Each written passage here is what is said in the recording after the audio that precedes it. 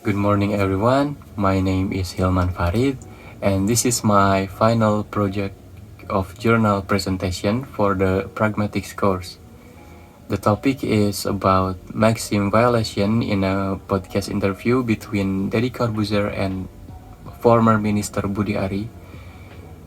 In this journal, I used Grice cooperative principle to analyze how the speaker breaks conversational rules like quantity, quality, relevance, and manner. And this journal shows how pragmatic theory can help us to understand real communication, especially in public media. So let's move to the first slide. Introduction. Okay, let me explain these two important quotes by H. Paul Grice. The first quote says, make your conversational contribution such as is required at the stage which it occurs by the accepted purpose or direction of the talk exchange in which you are engaged. What does it mean? This means that in a conversation, we should give the right amount of information at the right time and in a way that fits the purpose of the conversations. And the second quote says, a speaker may quietly and unostentatiously violate a maxim. If so, in some cases, he will be liable to mislead. And this means that someone can break a rule of conversations, whether it's secretly or openly, and this might mislead the listener without them knowing. So what does Grice mean? Grice believes that good communication needs a cooperation, but when someone intentionally breaks a rule, it can cause confusion or even deceptions. Okay, now let's move to my findings from the podcast. The first one is maxim of quantity. When Deddy asked, berapa banyak yang Anda berantas dan berapa banyak yang Anda simpan? Budi Ari answered, yang Anda berantas berapa banyak, yang Anda simpan berapa banyak, itu kan Pak. Nah, itu kan framing. Itu framing. Budi Ari didn't answer the question with clear data. He repeated the word framing and avoided giving actual numbers. Jadi di bagian ini, Deddy kan bertanya hal yang sangat spesifik gitu, berapa yang diberantas dan berapa yang disimpan. But instead of giving numbers or facts, Budi Ari just repeated the word framing over and over. So there is no clear answer, no data, and this clearly violates the maxim of quantity. Karena informasi yang diberikannya nggak cukup, dan juga maxim of relevance karena dia nggak ngejawab langsung apa yang ditanya secara langsung juga gitu. Padahal kan secara logika ini pertanyaan simple gitu, berapa itu berarti bisa dijawab dengan jari, bahkan ya bisa dijawab hanya dengan numbers gitu. Let's move to the second findings. Maxim of quantity. Jadi Bapak terlibat gak dengan judul? Budi Ari, saya ini menteri yang paling agresif memberantas judul. Tapi kan katanya, langsung dipotong. Dia menjawab, nanti dulu. Selama 15 bulan saya menjadi menteri komunikasi dan informatika, saya ini paling agresif, bla bla bla bla bla. So instead of answering a yes or no questions, Budi gave a long explanation that was not directly related to the question. Padahal pertanyaannya juga simple seperti yang awal tadi. Apakah Bapak terlibat dalam kasus judul? Kan bisa dijawab dengan ya atau tidak gitu. But he says he didn't say yes or no. He started talking like about how aggressive he is in fighting gambling. That's too much detail and not necessary. The move to the third, the maxim of quality. Budi Ari mengklaim peretasan PDNS dilakukan oleh sindikat perjudian, tetapi alasannya didasarkan pada kata sandi yang diberikan seminggu setelah peretasan. So he claimed the hack was done by gambling groups, but gave a weak evidence, only a password mentioned after the event. He claimed that the PDNS hack was done by a gambling syndicate. Alasannya yang bisa dibilang tidak masuk akal gitu, karena alasannya itu karena passwordnya hackernya itu berikan setelah 1 minggu kejadian gitu. This kind of argument doesn't have strong evidence. Kita gak bisa ngenilai gitu, gara-gara hacker itu balikin passwordnya setelah 1 minggu bisa kita tuduh langsung itu sindikat perjudian, kan gak bisa juga gitu, gak logis lah, gak bisa diterima di akal. And next to the fourth findings, maxim of relevance. When Teddy asked about Fufu Fafa, Budi Ari replied, ini kan enggak boleh fitnah, makanya saya bilang tunggu waktunya, ini kita ngomong judi online apa ngomong Fufu Fafa, satu-satu dong. So when Teddy asked about Fufu Fafa, he changed the topic and talked about something else, ignoring the actual questions. Saat ditanya, malah mengalihkan pembicaraannya ke topik yang lain, ke judi online gitu. He avoids answering and brings up a different issue. This is a classic example of violating the maxim of relevance, karena dia nggak fokus pada satu pertanyaan tapi justru malah ngehindar topik yang lain. Let's move to the number 5. To the simple question, enak pak jadi menteri, jadi Mkominfo?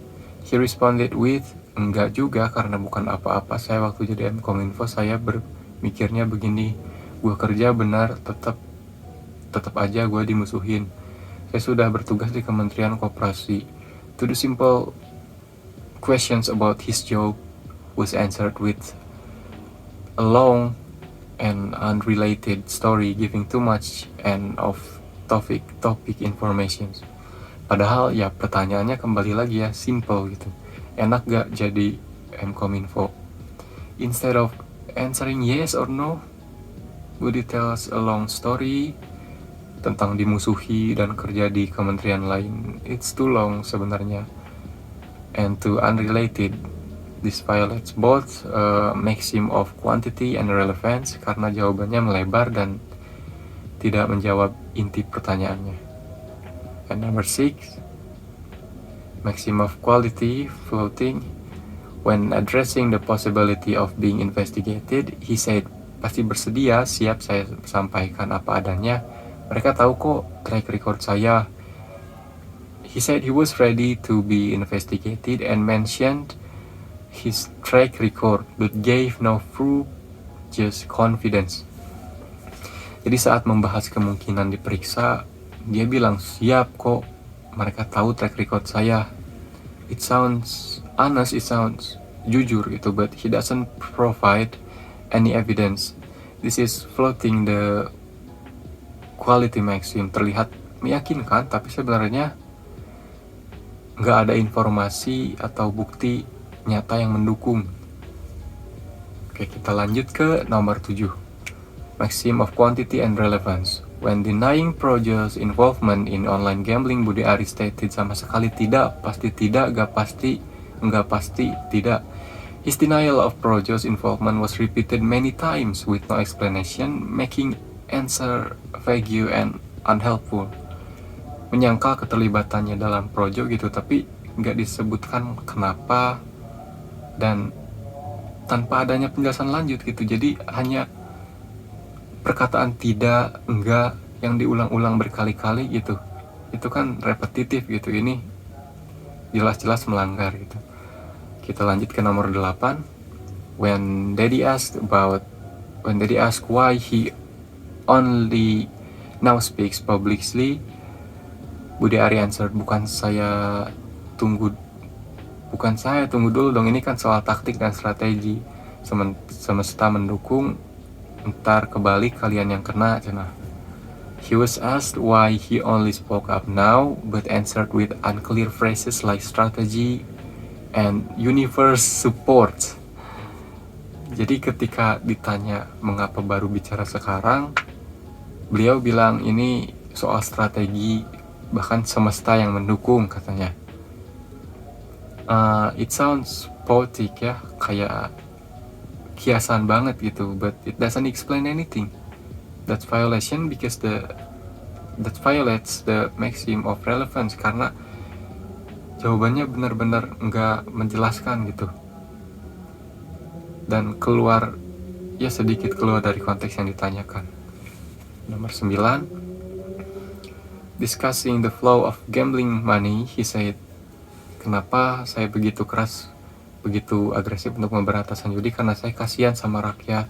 Kalau rokok masih, misalnya bungkus rokok, masih ada petani tembakau.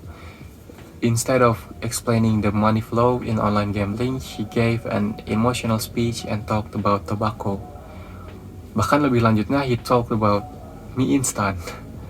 Jadi alih-alih menjelaskan detail aliran dana judi, beliau malah bicara soal kasihan rakyat dan dibandingkan dengan rokok gitu. He shift from facts to emotions. This violates the quantity maxim, karena bukannya memberikan data yang konkret, malah menghindari inti pertanyaan dengan topik lain. And the last one is manner. Throughout the conversation, Budi Ari often used repeated and unclear phrases such as ya kan, especially when discussing the PDNS hacking. These kinds of expression make the explanation less clear and violate the maxim of manner. He often used unclear and repetitive expression like tadi ya kan, which made his message confusing. Ya, beliau selama wawancara ini dari awal sampai akhir sering mengulang frasa-frasa seperti tadi yang menyebabkan ambiguitas, seperti ya kan, terus kalimat-kalimat yang gak tersusun jelas, seperti tadi soal projo, tidak, enggak, tidak mungkin. Itu kan repetitif gitu, dan banyak juga penyampaian yang enggak rapi, bahkan tidak langsung, dan menimbulkan kebingungan. So for the conclusion from the podcast between Deddy Corbuzier and Budi Ari, we can see that violations of maxim often occur in real-life conversation, especially in interviews that involve public figures. This includes giving too much or too little information, providing irrelevant and unclear answer, and making statements without enough evidence. Such violation can lead to misunderstanding, confusion, or even manipulation. By analyzing these cases, we become more aware of how meaning is shaped, not only by what people say, but also by how they say it. Jadi that's the 10 findings that I found.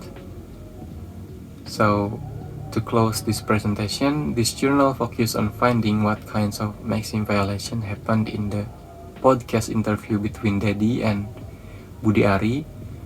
Based on Gray's cooperative principle, the analysis found that all four maxim, quality, quantity, and relevance and manner, were broken in a different ways. The purpose of my journal was to show the pragmatic theory can help us understand real communication, not just in the classroom, but also in media, especially in the public conversation. It shows how people sometimes use language not only to share information, but also to avoid questions or protect their image. I think it's all about my journal presentation. Thank you very much for your attention, and wassalamualaikum warahmatullahi wabarakatuh.